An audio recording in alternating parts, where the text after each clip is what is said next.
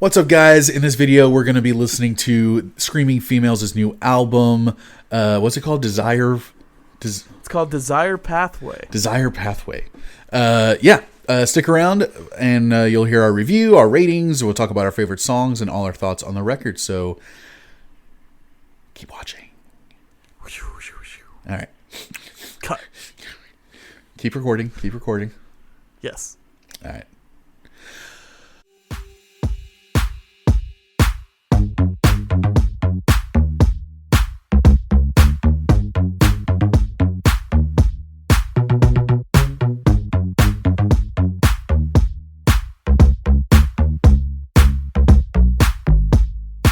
What's up, buds, and welcome to the new episode of the Earbuds Podcast, Fresh Drop Edition. Today we are talking about Screaming Females' new album, Desire Pathway. We are your hosts, Lucas, Female Indrakovs, and my co-host, Ash, Screaming Hanrahan. Ash, you suggested this record, so do you have history with the Screaming Females? I do have history with the Screaming Females. I first saw them on Rocksmith, which The fuck is that? pretty much forgotten media at this point. Yeah. It was a guitar tutorial video game that you would plug in a real ass guitar. Yes. You would plug it into the PS4 or whatever, Yes. and it would show you the notes. It was like Guitar Hero, but it was for learning. You could not do it on first glance. That's right. And it was some song. I think it was Rotten Apple by the Screaming Females, and immediately I just thought there's some really interesting guitar work on here. The vocals are very unique, and I got into them a little bit, been checking out their albums. I don't think I have any particular album that I go to, but I have some favorite singles. Okay. So you dabble. I dabble. And the last time I've checked them out was 2018 when they released All at Once. So. And was that their last record before this one?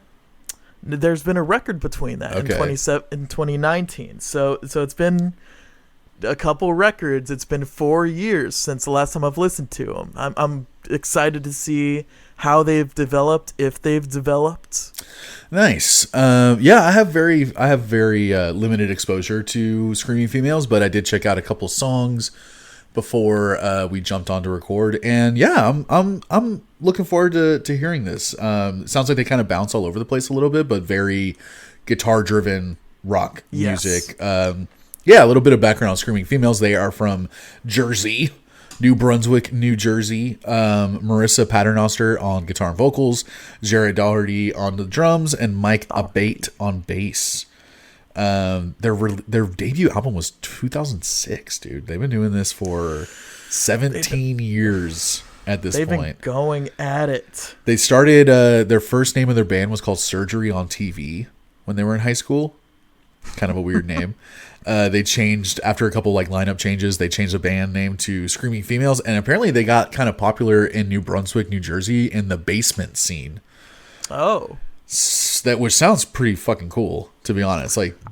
I'd like to be in the basement scene. I don't even know where that is, much less how to get popular. The basement scene just makes me think you have to wear a lot of patent leather things. I'm it sounds like a kink. Yeah, no, you got to be. It's a kind of a hush type thing. Yeah, there's a lot of leather. There's trip pants. There's a lot of eye makeup. Okay, I was thinking leather masks also, but not that far. No, not that. Okay. You can have a leather nose. Is usually how they do it. A leather nose? Yeah, and that's just kind of the anti-establishment type of thing. I guess you wouldn't know. I do a lot of stuff outside of this podcast. You have a whole life outside of this. I got nothing going on outside of this podcast. So you stop recording and you kind of just sit there until the next week. Yeah, I barely sleep. I kind of wait for you to text me to be like, "Hey man, you can go to bed." I'm like, "All right, cool." I do have to tell you to wake up, which is weird because how do you even know that I texted you that? I just know, man. I can feel your energy. There was one day when I was on like a little day trip, and for like 3 days I forgot to text you to wake up, and you just like, I remember. right, which is weird as well. Yeah, because yeah, you I were know. asleep that whole time. Yeah, I was. I was wondering, like the whole. Even I had like lucid dreams. I was just like, dude, when is this motherfucker gonna fucking text me so I can wake up? Like I'm bored as hell. Surely it's got to be morning. Like you like didn't eat. You lost like 50 pounds. It's great for weight loss. Sure. Yeah. Yeah. Totally recommended. Yeah. I mean, it's better than fucking Coke. It's arguable. That's a chit chat. Yeah, that's true. Let's save it for the We'll chit talk chat. about that. If I was doing Coke, I also wouldn't be able to sleep for 4 days straight. So it's kind of, maybe it is better than Coke. Who knows? You know, I've never done. We'll Coke. test it out soon. I don't know what I'm talking about.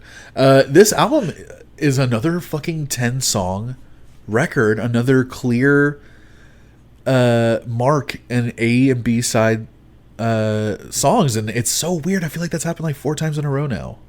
Yeah, we've been to bring you behind the curtain a little bit. If there are 2 albums that we're like equally interested in, we will choose like the shorter one. Yeah, you know? and we called ourselves out. At least we called ourselves out on it, like through text messages. We were just like, dude, we're fucking lame.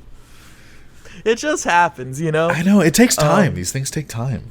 But without even really looking for that, lately we've been getting a lot of these like 10-song, 30-minute, like perfect bite-sized albums. And genuinely, like, there might have been another album like in contention, but the ones that we've chosen, like, Paramore was the last one that we did. The one before that was White Reaper.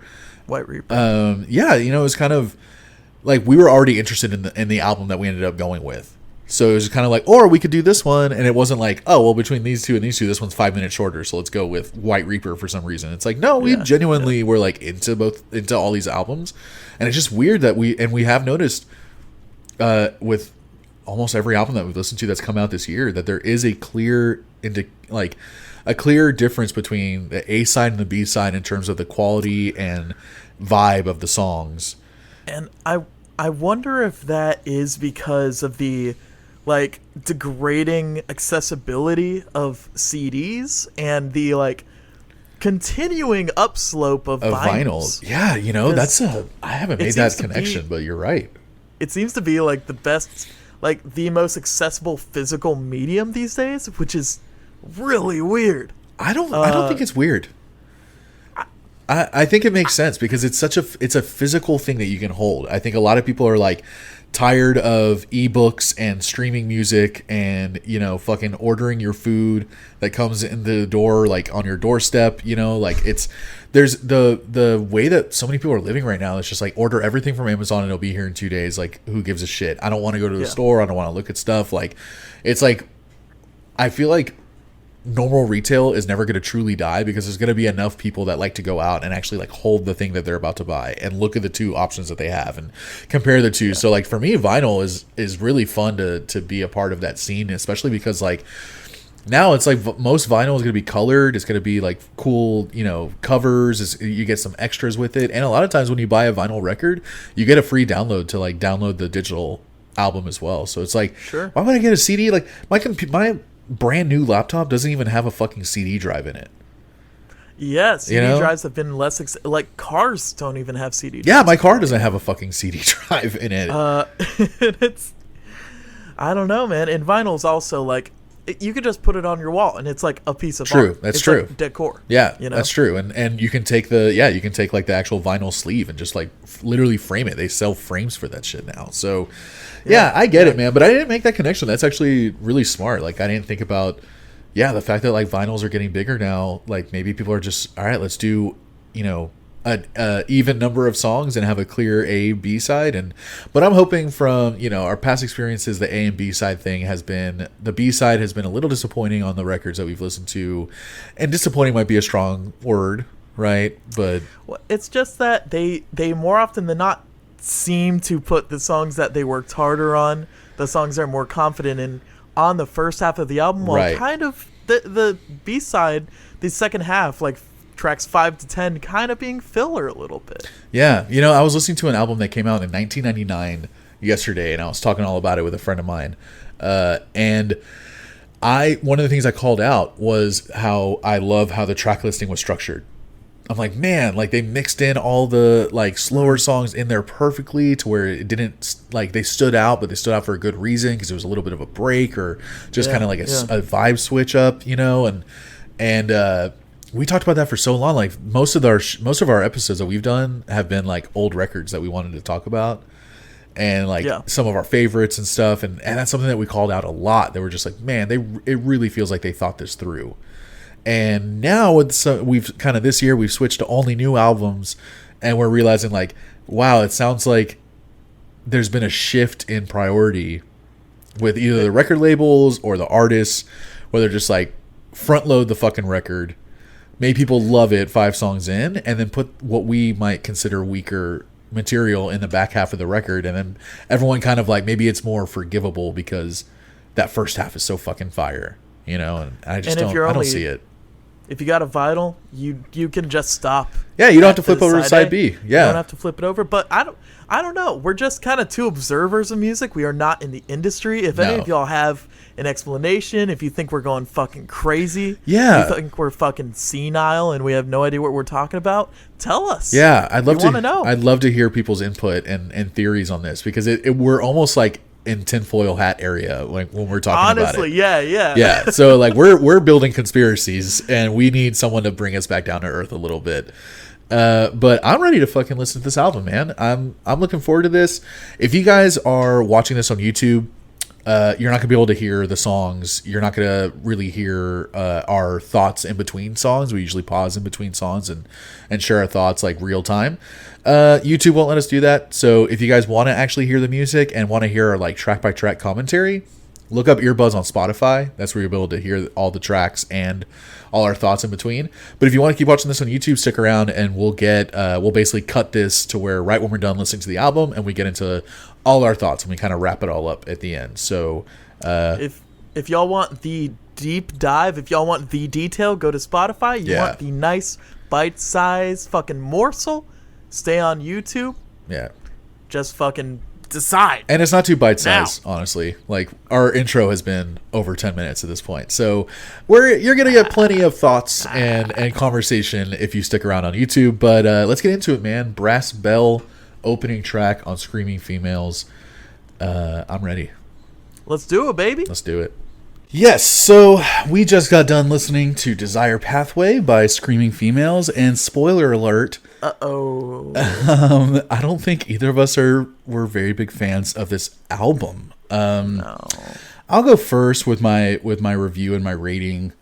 I think I'm gonna rate this pretty low, to be honest. I didn't go into this album expecting the world. I didn't go into this expecting for them to blow my mind. You know, the handful of Screaming Female songs I've heard before this album, it was more like relief that not all their stuff sounded the same. Which I was like, okay, at least we're not going to get a whole album of the same riffs over and over again, or the same vibes over and over again. And then that's almost exactly what I feel like they gave us. It's kind of what ended up happening. It's kind of what ended up happening. A lot of these songs, I'm a fan of mid-tempo music. I like songs that you can just bob your head to. I'm not a speed demon, and I'm not like, sipping lean.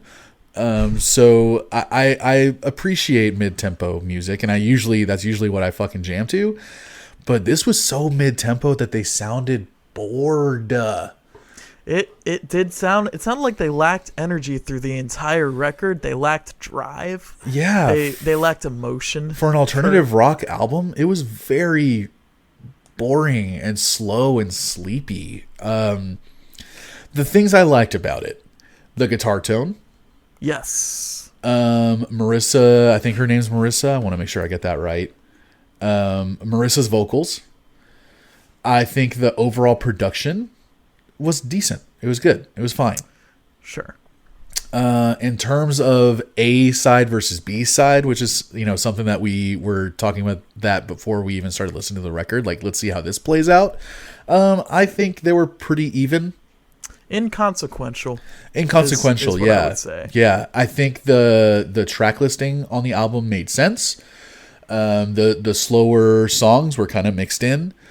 I didn't think any of that was that offensive. I think what I'm most bummed about is just how fucking bored I was listening to this album, and literally to the point where at the end of Ornament, at the end of Let Me Into Your Heart, the moment the song ended, I completely forgot what we had just listened to. Like I almost had, I had no thoughts because I was like, I don't even remember what that song was, and it's been 5 seconds.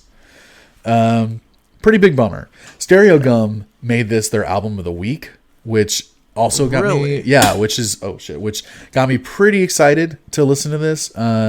They really talked it up, man. I mean, to the point where they were comparing Morning Dove to Alkaline Trio, where they were saying that the opening of the album with the synthesizer on Brass Bell was something that, like, oh my god, you've never heard this on a Screaming Females album ever before. Synthesizer, dude, get ready. This is the new era of Screaming Females. And I'm like, I don't know, because I'm not a huge fan of theirs, but to me, this whole album was mids as fuck. It was Middington. It was Middington. I heard nothing new. I heard nothing original. Oh. I heard nothing innovative. And at this point, I kind of compare people who are like really deep into any scene to the same thing as like chefs, or same thing with like music critics. If you're a chef and you eat amazing food every single day, you start getting bored, even though this food is really amazing. It's kind of like people who fuck a lot, and they're just like, now the only thing that can get me hard is like a popsicle up my ass and, like sucking on a lollipop or something. Like, now that's the only way I can get hard. It's like, the chef's favorite foods is like fucking balls or monkfish taint or something. Like, they have to have something so different and wild to catch their attention, and they're just like, oh my god, yes, something different, thank you, like I needed this. And it's the same thing with music critics, where I feel like most music critics, the music that big critics like, I fucking hate, because it's so weird and amelodic, or just weird tempos, or to me it just doesn't even, sometimes it doesn't even sound like music, like 100 Gex, fucking shots fired. I heard the new 100 Gex song today. I hated it. So I'm going to see them. Ugh. I'm going to see them in like 2 months, bud. Have fun. We're gonna fight. We're gonna fucking listen to 10,000 Gex, and you're gonna like it. I'm surprised you didn't. I know that it's coming out in a couple weeks, so it might be the album that we listen to, which I'm okay with. I'm down to fucking slam Try dunk. it out. Down to slam dunk on an album anytime. Yeah. And I wasn't expecting to fucking dunk on this one so bad, but I feel like me and you, we listen to a lot of music. Things that sound different to us really stand out, and we really appreciate it, especially nowadays where it's like people are grabbing from so many different eras and influences and like fucking doing this goulash of insane music that is just so cool and original, even though it's not original because it's pulling from 5 different existing things, but they're making it their own. This album sounded very derivative, very boring to me.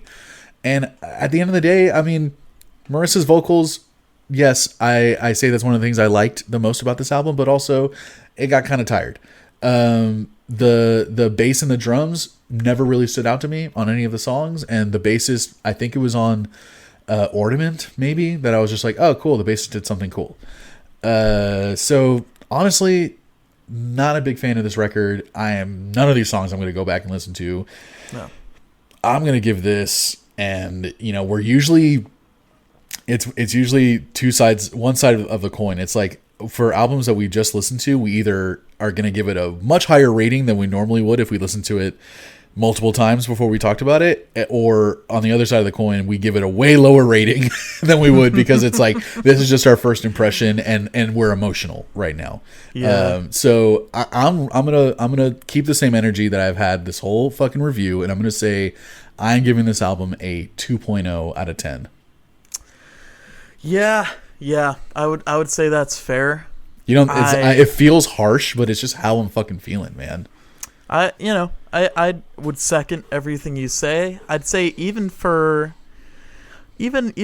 the point of like looking for progressive, interesting, out there music things, even if you're looking at this at the basis of just like core music, it's it's just there's nothing there for me.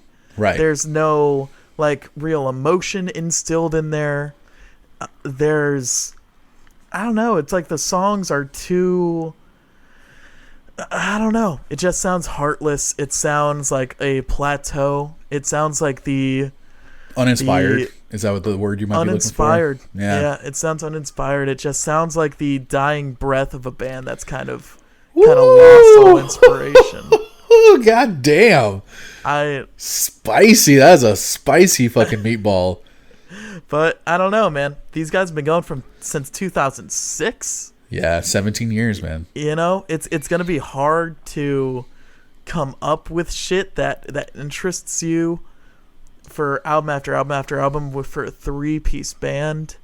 You know, true, and trying to stay in that 3-piece, trying to not diverge too far from that thing. But I don't know. It was extremely disappointing. Very, just really nothing to take away from it. I could see you while we were listening to the album, like really wanting to like it. You know, like I could see you like while we were listening to the songs, like. It looked like you were just like, come on, man, give me something. And they just never really did. I mean, I definitely feel like after the opening track, we were both a little like weary and a little trepidatious. But we were like, okay, this could go somewhere. And then it just never did. Yeah. And to that point, I'm going to give this a rating of, honestly, like... I think 2 is pretty fair. I think I'm going to go 2.5. Okay. I'm just going to, I don't know. It's like, it is there. If it's your first time listening to them, they do have some interesting guitar work. Yeah. But even then, even if it's your first time listening to them and you haven't heard their last stuff like you did, there's nothing to really set them apart from any other band. And putting in that context, if this is the first album I've heard by Screaming Females, if I had heard a few songs, right, like just getting ready for this episode, but if this was the first thing I ever heard by them, personally, this would not inspire me to go back and listen to their previous 7 albums that they have. No, not at all. Not even. No, I would have no second thought about like, because usually when you find a band that has been together for so long and they come out with a new album, you're like, whoa, this is fucking sick. Oh my god, they have 7 records I can go back to and listen to now. It's just like, look at this treasure trove that I just discovered, and I take it or leave it, in my opinion. Yeah, that's how it goes. What are your nugs? Yeah, I mean, it's not to say that I there weren't moments that that stood out to me just in comparison and in contrast to the other songs. The first song that stood out to me was Beyond the Void.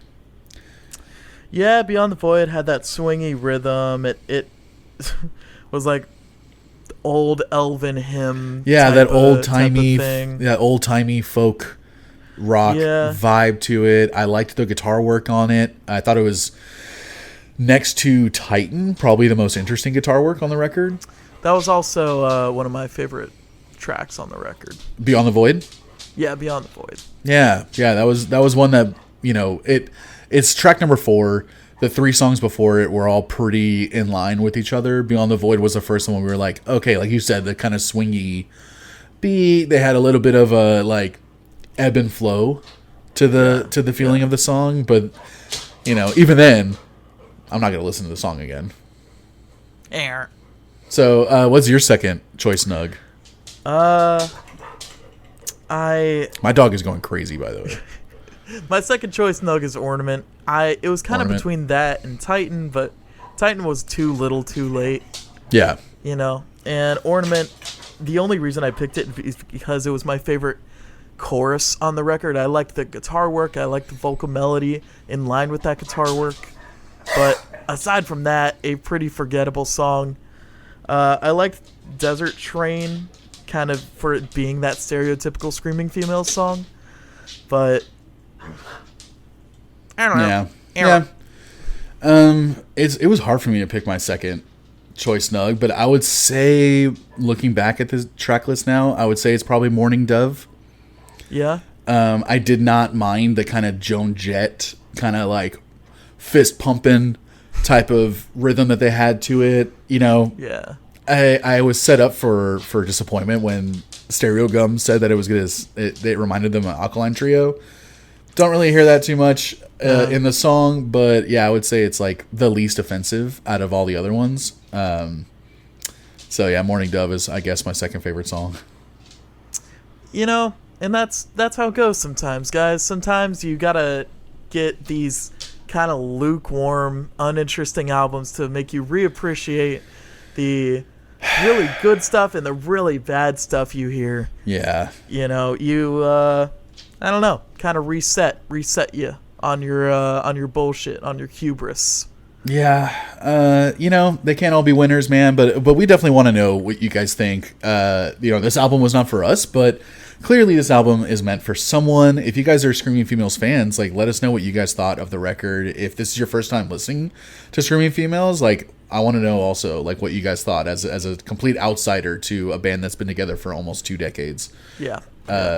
You know, would this inspire you to go back and listen to the rest of their catalog, or is this one and done?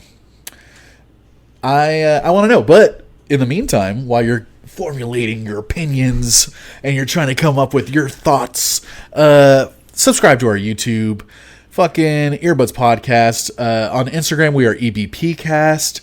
Go follow us on there. We post little clips of our shows and sometimes the other stuff every now and then, but we don't do much on there. Listen to us on Spotify if you guys want to actually hear the songs that we were listening to. We have maybe a handful of episodes now where there's actual music on the episodes. A lot of our old stuff, like, we were not on Spotify at that moment, so we don't have any songs on like our first 100 episodes, but we talk about a lot of albums and a lot of different types of genres and stuff, so go check it out. You'll probably find a record that you're interested to hear what we have to say. Chit Chats. Once a week we release Chit Chats on Wednesdays, where it's more of just kind of a conversation with me and Ash, where we decide on a music topic, like what do you think about people playing music in public, or what are your top 5 guilty pleasure songs. These are some of the things that we talk about, and today we're actually going to record a new Chit Chat where we're going to talk about the songs that make us cry when we listen to them. So that's going to be we'll see. We're going to get through it together. We're going to hold each other's hand through that one. We're going to get through it together. But in the meantime, buds, let us know what you think. Give us a follow, rate our podcast, and let us know what albums you guys want us to review and talk about, or if you guys have a Chit Chat topic. I'd be interested to hear that as well. Ash, anything you want to add before we say goodbye to our buddies out in the world? Do not let this stop you from being a screaming female yourself. It's in you, you know, and you can get that power and you can bend it to your will. It's but true. Don't let our lackluster impression of this album stop you from finding that screaming female in you. Yes, the future is a screaming female. Yes. All right, Buzz. Thank you for watching. Thank you for listening. Ash, this wasn't that good. This wasn't that good, but that's how it goes. See ya. Bye. Bye, buddies.